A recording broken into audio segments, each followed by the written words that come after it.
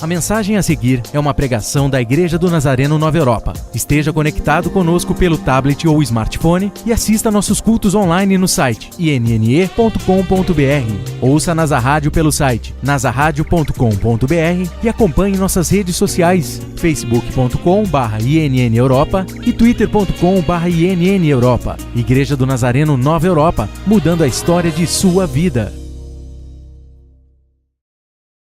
Abra sua Bíblia em Lucas, capítulo 10. Não sei se você percebeu, mas eu não pareço nem um pouco com o pastor Tiago Coelho. O pastor Edmar anunciou aqui que ele viria, mas ele confundiu a data. Não é essa quarta, é quarta-feira que vem.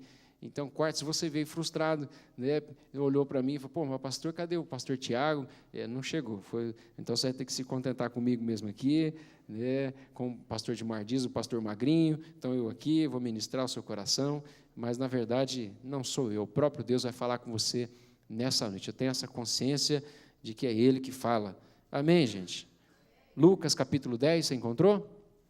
Verso 25, diz assim o texto. Lucas 10, verso 25. Dá uma carona santa aí para quem está do teu lado, para que todo mundo possa ler o texto. Diz assim: levantou-se certo doutor da lei e, querendo pôr Jesus em provas, perguntou-lhe, mestre, que farei para herdar a vida eterna? Jesus lhe respondeu, o que está escrito na lei? Como lês?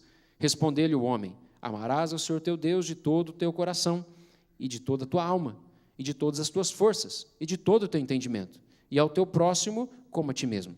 Então Jesus lhe disse, respondeste bem, faze isto e viverás. Ele, porém, querendo justificar-se a si mesmo, disse a Jesus, e quem é o meu próximo? Verso 30, Jesus respondeu-lhe, descia um homem de Jerusalém para Jericó e caiu nas mãos de assaltantes, os quais o despojaram e o espancando se retiraram, deixando-o meio morto.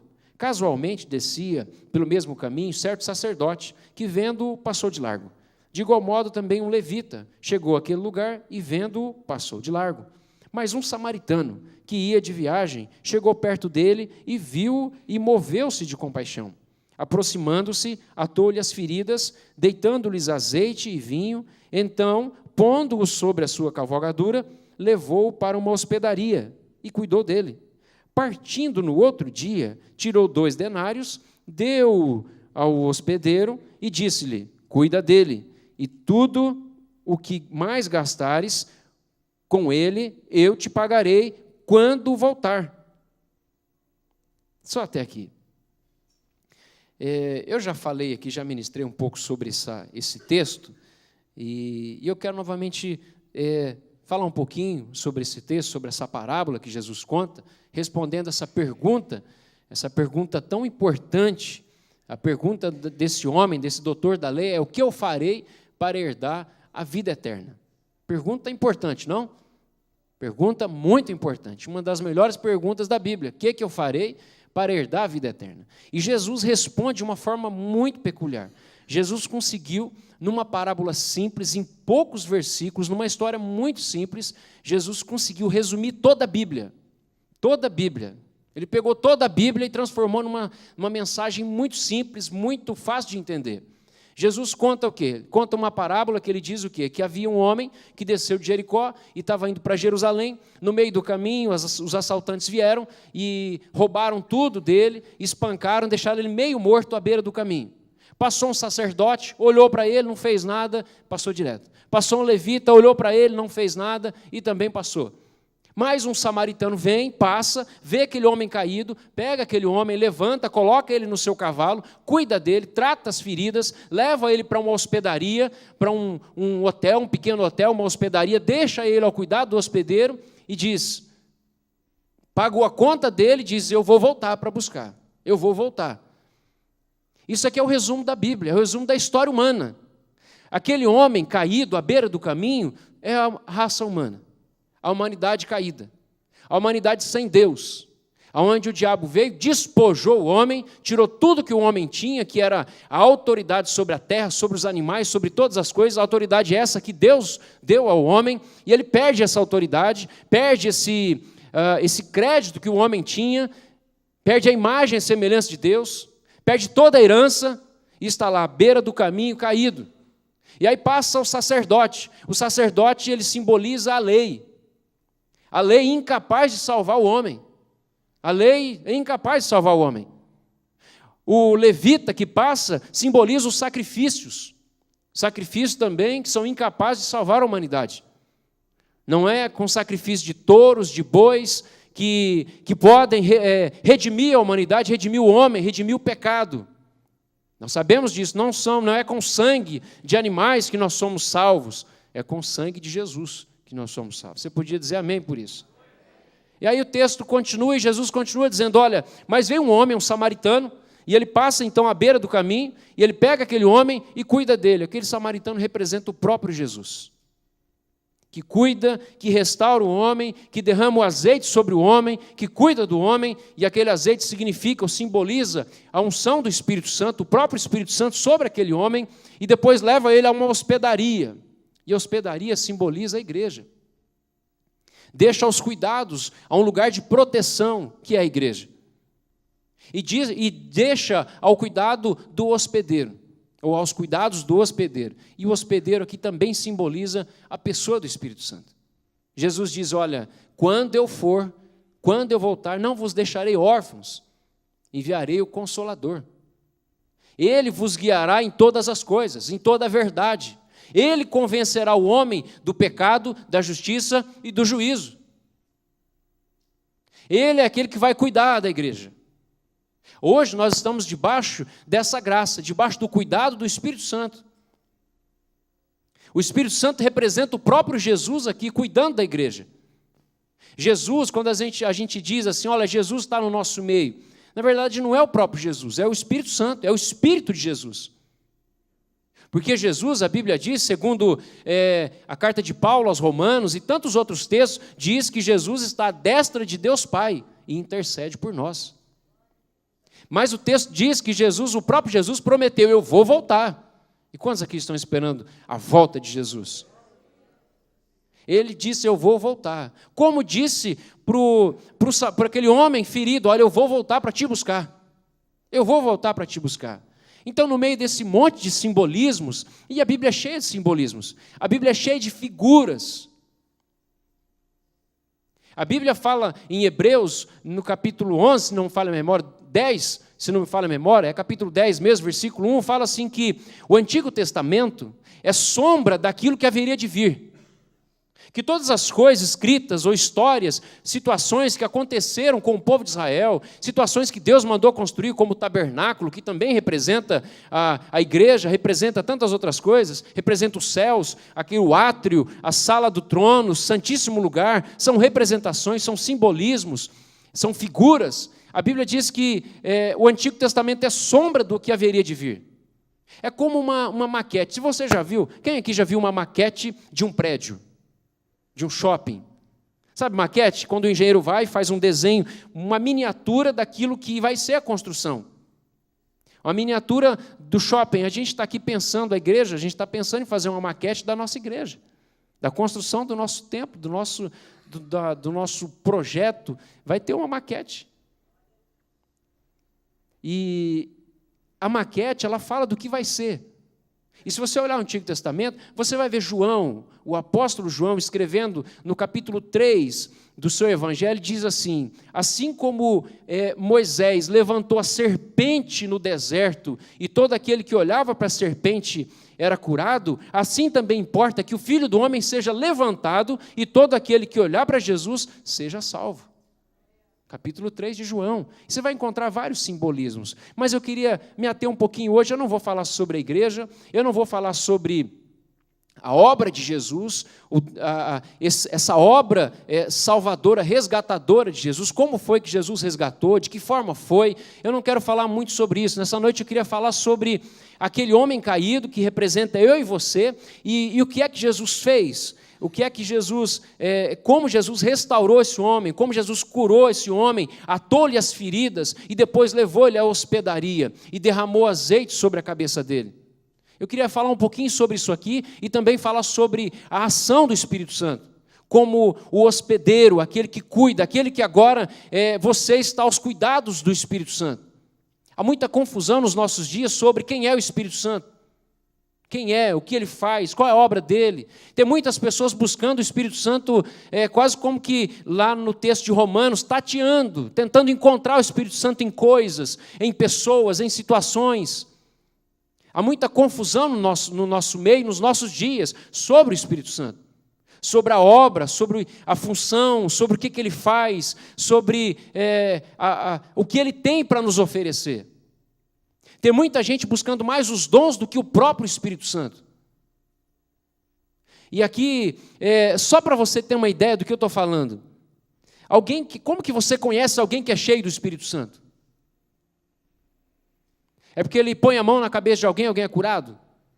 Porque ele fala em línguas estranhas? Porque ele é cheio de dons, de talentos, de unção, quando olha para ele, esse cara tem alguma coisa. Não.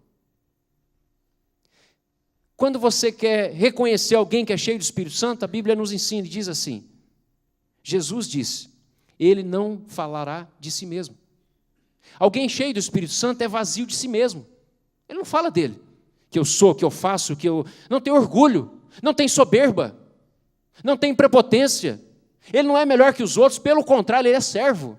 Ele tem o Espírito de Cristo, e o Espírito de Cristo é aquele humilde, aquele que humilhou-se a si mesmo, não teve por usurpação ser igual a Deus, ter o trono de Deus, ter a qualidade de Deus, ser próprio Deus. Ele se humilhou, tomando a forma de homem, de servo. Então, aquele que é cheio do Espírito Santo, ele é vazio de si mesmo. Aquele que é cheio do Espírito Santo, ele não fala de si, ele fala de Jesus. Então, você conhece alguém que é cheio do Espírito Santo? Como? Essa pessoa só fala de Jesus. Jesus é lindo, Jesus salva, Jesus cura, Jesus é bom, Jesus tem uma promessa para você, Jesus pode resolver o seu problema, Jesus é santo, Jesus sabe, Jesus te conhece, Jesus é fiel. Quando você vê alguém só falando de Jesus, desconfie, essa pessoa é cheia do Espírito Santo. Agora, voltando um pouquinho, quando Jesus pega aquele homem caído à beira do caminho e levanta ele e coloca na sua cavalgadura e leva até a hospedaria e trata as suas feridas, isso aqui tem um simbolismo para a nossa vida. Tem muita gente que chega na igreja, na verdade todos que chegam à igreja chegam assim, feridos, machucados, em diversas áreas. Na alma, e alguns até no físico. Alguns chegam à igreja porque apanharam da vida. Chegam aqui com câncer, doentes, cheios de enfermidades, chegam desempregados, falidos. E você sabe que o ladrão veio para roubar, matar e destruir. E muita gente chega assim na igreja, roubado e destruído, e meio morto, como diz o texto. Mas então o que é que Jesus faz? Jesus trata essa pessoa. E se você chegou hoje à noite assim, quero dizer a você, Jesus trata o seu coração. Ele trata a sua alma. Ele te trata. Ontem, na verdade, numa reunião de grupo pequeno que nós temos, de toda terça-feira, era de quinta, mudou para terça agora, que é um grupo pequeno, grupo de estudo bíblico. E aqui, deixa eu abrir um parênteses aqui nessa mensagem. Você precisa participar de um grupo como esse. Uma reunião no lar. Você precisa. Onde se estuda a Bíblia. Onde alguém te ajuda a aprender. Porque tem muita coisa, gente, que aqui do púlpito, você tem dúvida aí, você não pode perguntar. Não dá para você interromper a mensagem e dizer, pastor, eu não entendi, o que é circuncisão? Eu não vou poder te responder. Eu estou pregando aqui, não dá tempo, aqui não é o momento. O momento para você tirar essas dúvidas é num grupo familiar, onde você vai aprender, onde você recebe um pastoreio, não direto do pastor, mas indireto, da sua liderança. Então, se você não faz parte de um grupo pequeno, você está perdendo seu tempo. Você está perdendo, não perdendo o seu tempo, você está perdendo de crescer, perdendo de aprender, de ser ministrado, de ser curado. Tem muita cura que acontece lá dentro de um grupo familiar. A Bíblia diz que os irmãos cresciam em número, em quantidade, e eles se reuniam nas casas e no templo. Então você precisa fazer parte de um grupo. Se você não tem um grupo na sua casa, você pode começar um grupo. O pastor Fernando está aqui, é o líder desse projeto. Ele pode enviar alguém para começar na sua casa, ou até mesmo ele, ou manda um pastor aqui para começar um grupo na sua casa. Ou de repente você não quer na sua casa, mas você quer ir na casa de alguém. Tem grupos aqui que você pode chegar. Fecha parênteses. Vamos voltar aqui à mensagem. A importância que existe nessa cura, em ser curado. Olha só, para você ter uma ideia do que eu estou falando. Eu lembro ontem eu compartilhei no grupo, de uma ocasião que aconteceu comigo lá na África, lá em Moçambique, lá em Maputo.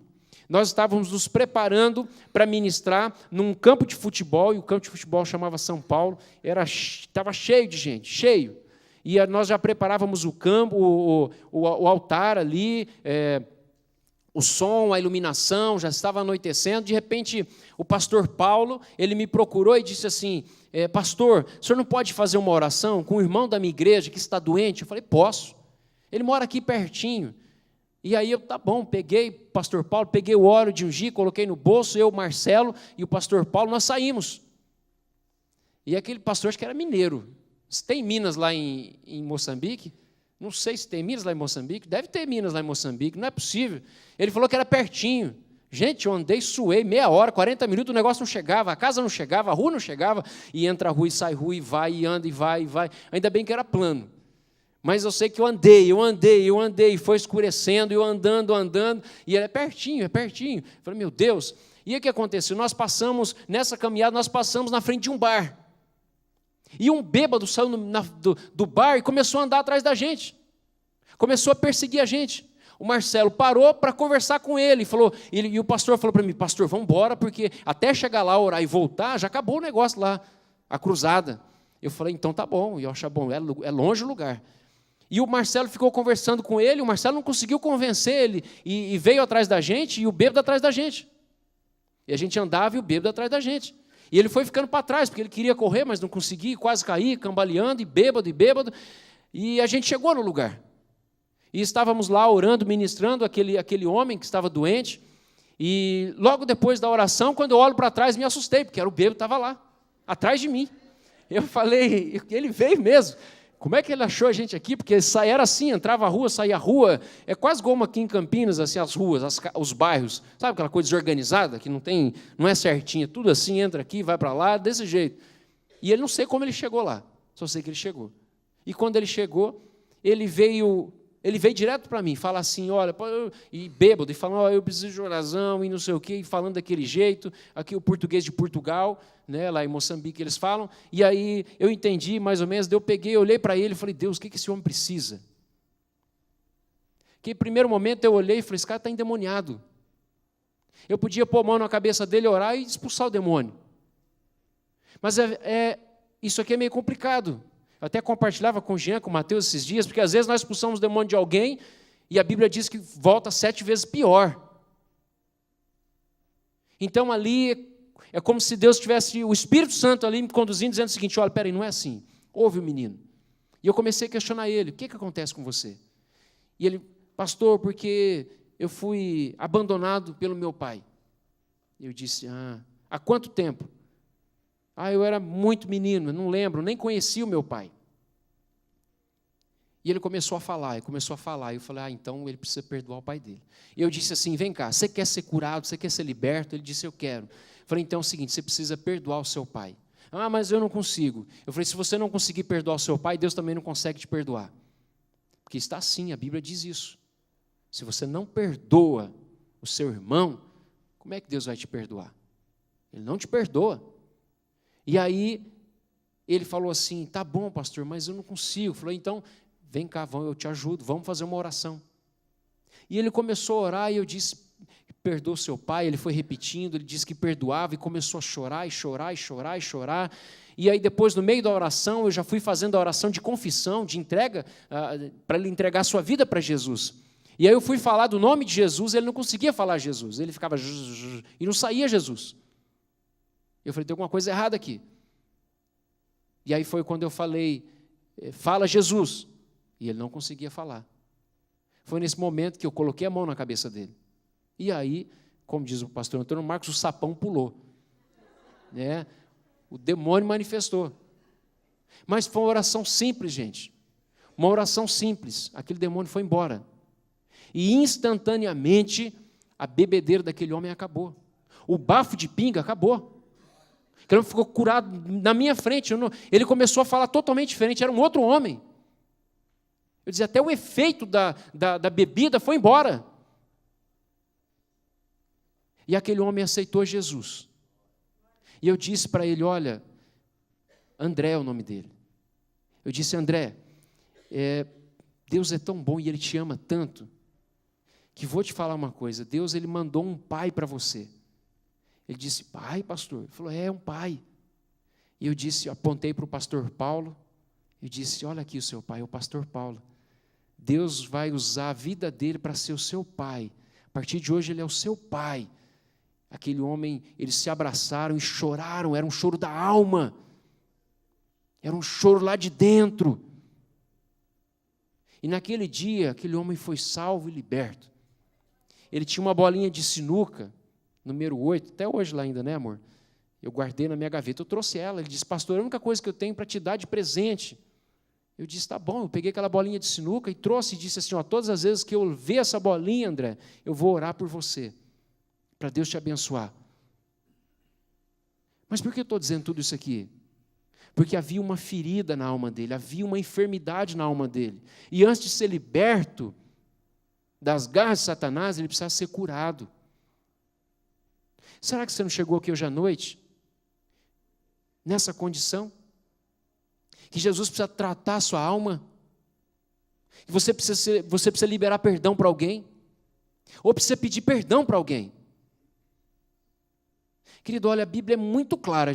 A Bíblia diz assim, olha, se você não perdoar, ou se você não pedir perdão, sua vida com Deus ela não existe.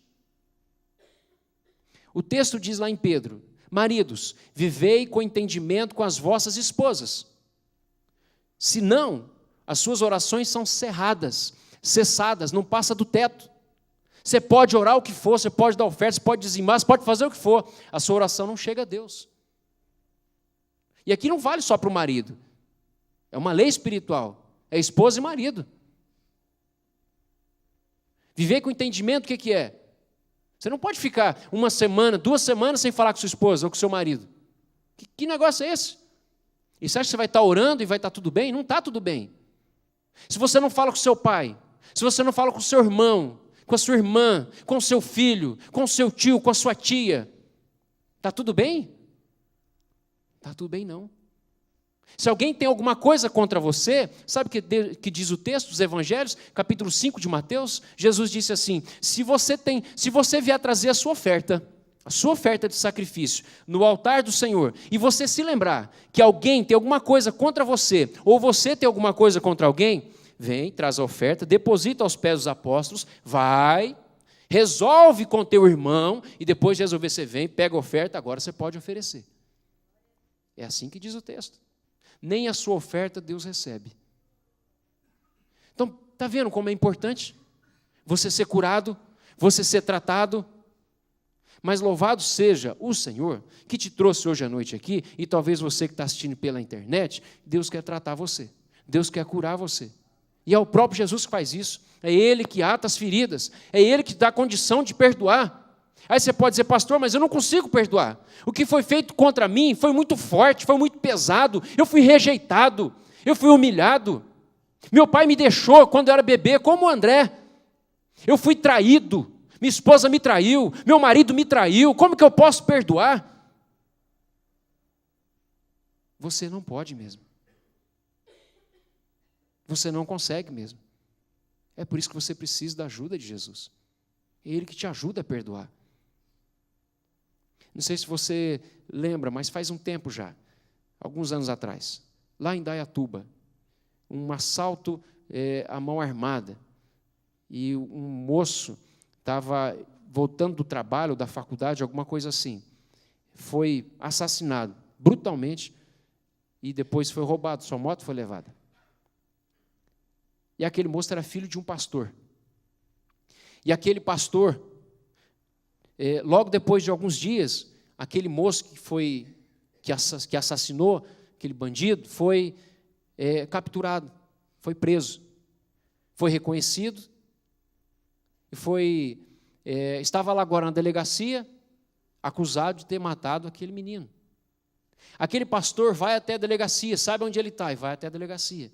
E quando chega na delegacia, diz para o delegado: olha, eu quero ver o cara que matou meu filho. O delegado disse: não, você não pode ver ele. Você vai querer matar ele. Você vai querer bater nele, você vai querer agredir ele. Você não pode. Ele falou: não, doutor, eu não vou. Eu quero só falar com ele, eu quero perdoar ele. O delegado não entendeu muito, mas deixou. E aquele pai foi falar com aquele moço e disse: olha, por mim mesmo, eu não consigo te perdoar. Mas eu não posso viver assim. Então, no amor de Cristo, eu te perdoo. Abraçou aquele homem que matou seu filho. Orou com ele. Aquele homem aceitou Jesus. Aquele homem foi condenado. Foi preso, foi para o Paraná. Cumpriu a pena. Depois de sair de lá, o pastor preparou um almoço na sua casa para receber aquele homem. Então aquele moço vem, senta no lugar que era para sentar o filho dele, com o almoço. Está lá agora a mãe, os irmãos, eram 2 irmãos mais novos, o pastor e aquele moço que tirou a vida do seu filho. Sem o amor de Deus, ele não ia conseguir fazer isso. Por isso que você, no seu amor, você não consegue. É no amor de Cristo que você consegue perdoar, que você consegue pedir perdão. Então, por isso que você precisa ser tratado dessas feridas. Você precisa ser curado disso. Tem muita gente aqui que a vida não avança porque tem coisa mal resolvida. Tem ferida aberta. Tem ferida aberta que não sara. Por isso que não deixa você avançar. Tem gente aqui preso há 10 anos atrás, há 5 anos atrás, há muitos anos atrás, por causa de uma situação, uma falta de perdão. Jesus quer te curar nessa noite. Boa notícia para você. Agora existe uma outra pessoa aqui, um outro tipo de pessoa nessa noite aqui. E eu já quero caminhar para o final. Além de curar, além de restaurar a alma, tratar a alma, que isso aqui é tratar a alma. Além de tratar a sua alma, Jesus também quer derramar o azeite sobre você, que é o Espírito Santo dele. Ele quer derramar sobre a sua vida. Porque sem ele você não vai conseguir viver. Sem ele você é presa fácil. Sabe por quê? Eu e você, sem o Espírito Santo, nós não temos força para viver uma vida sem pecado. E aqui é a função do Espírito Santo. A função primordial do Espírito Santo não é te dar dons. Os dons são importantes para a edificação da igreja, para o crescimento da igreja. Mas o motivo pelo qual você deve buscar o Espírito Santo, deve ser cheio do Espírito Santo, ser batizado com o Espírito Santo, é para você ser santificado. Gálatas capítulo 5, a partir do versículo 23, fala, sabe o quê? Fala sobre o fruto do Espírito Santo. Paz, longanimidade, bondade, mansidão, domínio próprio, amor, gozo, temperança. Quem é cheio do Espírito Santo tem tudo isso. Quem não é, não tem. Não consegue. Não consegue. Quer ver? Vamos fazer uma prova da tua espiritualidade? Vamos lá, abre comigo lá em Coríntios. Um pouquinho para frente da Bíblia aí. Romanos, Coríntios. 1 Coríntios. Capítulo 13.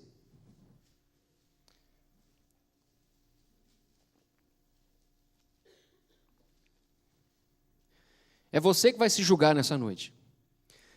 13, versículo 4. Olha só, se eu pegar esse texto aqui e mudar a palavra amor aqui e colocar a palavra Jesus, vamos ler primeiro assim, vai, versículo 4. O amor é paciente, é benigno, o amor não inveja, não se vangloria, não se ensoberbece, não se porta inconvenientemente, não busca os seus próprios interesses, não se irrita, não suspeita mal. O amor não se alegra com a injustiça, mas se regozija com a verdade. Tudo sofre, tudo crê, tudo espera, tudo suporta. O amor nunca falha. Só até aqui. Agora vamos trocar essa palavra amor por Jesus. Olha só, Jesus é paciente, é benigno. Jesus não inveja. Jesus não se vangloria, não se soberbece, não se porta inconvenientemente, não busca os seus próprios interesses. Jesus não se irrita, não suspeita mal. Não cabe aqui? Hã? Isso aqui não cabe, Jesus, aqui? Agora vamos ver como é que eu e você estamos. Troca aqui, não coloca Jesus, coloca o seu nome. Vamos lá, todo mundo. Coloca o seu nome aí. O Ismael é paciente. O Ismael é benigno. O Ismael não inveja. O Ismael não se vangloria. Não se ensoberbece. Não se porta inconvenientemente. Não busca os seus próprios interesses. O Ismael não se irrita. Oh, meu Deus, tem misericórdia. O Ismael tudo sofre. O Ismael tudo crê, tudo suporta. O Ismael tudo espera. O Ismael nunca falha. É difícil? É difícil isso aqui? É difícil, mas não é impossível. Não é impossível. Deus não deixou, não deu leis, não deu um padrão de cristianismo que eu e você não possamos viver. Tem muita gente dizendo o seguinte: olha, pastor, isso é impossível, não dá. O sermão da montanha, impossível, pastor, de cumprir. Como é que eu posso, alguém que tirou a minha túnica, eu vou também dar a ele o meu vestido? Alguém que bateu numa face, eu vou oferecer a outra? Ah, pastor, não dá. Como que eu vou amar o meu inimigo? O cara que me persegue, a pessoa que me persegue, o meu patrão, a minha sogra? Minha sogra é uma benção, viu? Não tem nada a falar da minha sogra. É um termo que todo mundo usa, sogra, sogra, sogra. Minha sogra é uma benção. Mas como que a gente pode... Tem gente que fica assim. Tem gente que fala, olha, não dá, pastor, o padrão é muito alto. Sabe o que Jesus disse? Se tua mão te faz pecar, corta. Lança fora. Que foi, Thales?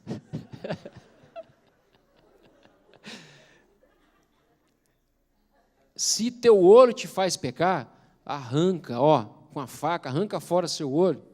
Porque é melhor você entrar no céu com o olho do que ir para o inferno com os dois olhos. Sabe o que Jesus está tratando aqui? Está tratando de seriedade, de compromisso. Jesus está falando o seguinte, que é melhor você ir para o céu, faltando uma perna, um braço, um olho, do que você ir para o inferno com o corpo inteiro, com tudo. O melhor lugar para você e para mim é na hospedaria. Porque lá fora você vai ser assaltado de novo. Vão bater em você de novo. E talvez até a morte. Até a morte. Por isso que é importante você estar na igreja. E por isso que é importante você ser guiado, dirigido pelo Espírito Santo. Para quê, pastor? Para não pecar. Para viver uma vida santa, se desviar do mal, temer o Senhor, andar corretamente, onde todo mundo pode olhar para você e dizer a teu respeito, lá vai um homem santo, lá vai uma mulher santa. Significa que não peca? Não é isso, gente. Peca sim. João disse, se dissermos que não pecamos, fazemos Deus mentiroso. Mas ele disse assim, se porventura, se por acaso você pecar, temos um advogado junto ao Pai, que é Jesus, o justo. Queridos, o que Deus quer para você e para mim é ver uma vida santa dentro da igreja, dentro da hospedaria. Aí você fala assim, pastor, mas esse negócio é muito difícil, é muito complicado, eu tenho outros problemas para resolver, eu vim aqui hoje, pastor, com outros problemas. Minha empresa está falindo, meu negócio vai mal, meu casamento vai mal, meus filhos não estão bem, eu estou em depressão, eu estou em crise, meu pai morreu, minha mãe morreu, meu marido morreu, eu estou em crise. Isso, vem falar de Espírito Santo, vem falar de igreja, vem falar de cura. Pastor, isso aqui para mim acho que não vai, isso não é o que eu queria. É assim. É tudo que você precisa. Porque alguém que é cheio do Espírito Santo, essas coisas aí, gente, é fichinha. Você tira de letra. Você consegue sim perdoar quem te roubou, quem te enganou. Você consegue sim olhar para frente e dizer, agora eu vou avançar. Meu pai morreu, minha mãe morreu, mas eu não morri, eu estou vivo, vou avançar. Você consegue dizer, olha, espera aí, está difícil sim, meu casamento não vai bem, mas no poder do Espírito Santo vai melhorar. Meus filhos, eles não estão indo do jeito que eu queria. Eu tentei educar, tentei fazer de tudo, mas eu não tive sabedoria, não tive estrutura. Eu fui criado de uma forma muito difícil. Eu tive uma infância difícil. Eu não fui criado pelo meu pai. Meu pai foi distante, meu pai saiu de casa, meu pai morreu, era muito cedo. Eu tive uma infância difícil. Eu não fui bem cuidado, não fui bem educado, não fui bem ensinado. Eu nem cresci na igreja. Não importa. Não importa nada disso. O que importa é hoje. Hoje você está na hospedaria. Hoje você está aos cuidados do hospedeiro, do Espírito Santo, e Ele cuida de você. Toda a tua conta já foi paga. Jesus já pagou tudo. Tem muita gente sofrendo com tanta coisa. E está tudo pago. Está tudo pronto. O texto diz o quê? Derramou azeite e vinho. Vinho simboliza alegria.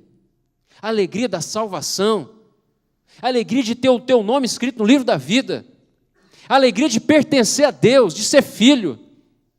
Eu, essa semana, discutia com a minha esposa, lembrávamos de uma música antiga, da Lagoinha, que dizia mais ou menos assim, eu nunca mais serei o mesmo. Que mais?